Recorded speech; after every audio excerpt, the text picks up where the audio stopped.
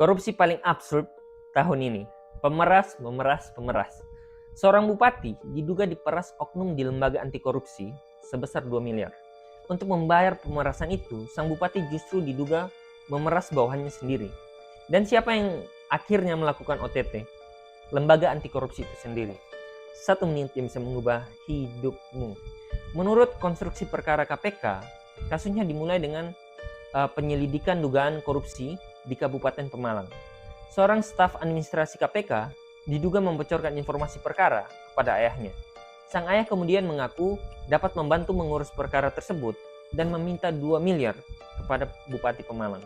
Setelah beberapa pertemuan, uang yang akhirnya diberikan sebesar 1,2 miliar. Untuk mengumpulkannya, Bupati melalui orang kepercayaannya diduga meminta uang dari perangkat daerah dan rekanan proyek. Total yang terkumpul mencapai 1,98 miliar. Artinya setelah membayar 1,2 miliar, masih ada sisa sekitar 780 juta yang sekarang masih ditelusuri KPK. Jadi rantainya begini. Oknum yang punya akses ke lembaga anti korupsi diduga memeras bupati. Bupati diduga memeras bawahannya dan pihak swasta. Entah pihak di bawahnya mendapatkan uang dari mana lagi. Dan staf administrasi KPK tersebut ternyata merupakan anggota Polri yang sedang diperbantukan di KPK.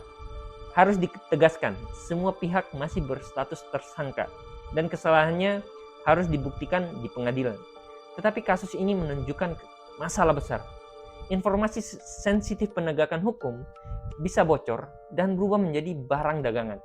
KPK kemudian menyatakan akan memperkuat akses dokumen dan mencatat siapa yang membuka informasi perkara. Ini bukan sekedar kisah satu bupati dan satu oknum. Ini gambaran bagaimana korupsi bisa berubah menjadi sistem berjenjang. Pemeras, memeras, pemeras. Sampai akhirnya lembaga pemberantas korupsi harus menangkap orang yang bekerja di dalam gedungnya sendiri. Plot twist-nya terlalu absurd. Bahkan penulis sinetron mungkin akan berkata, ini ceritanya tidak masuk akal.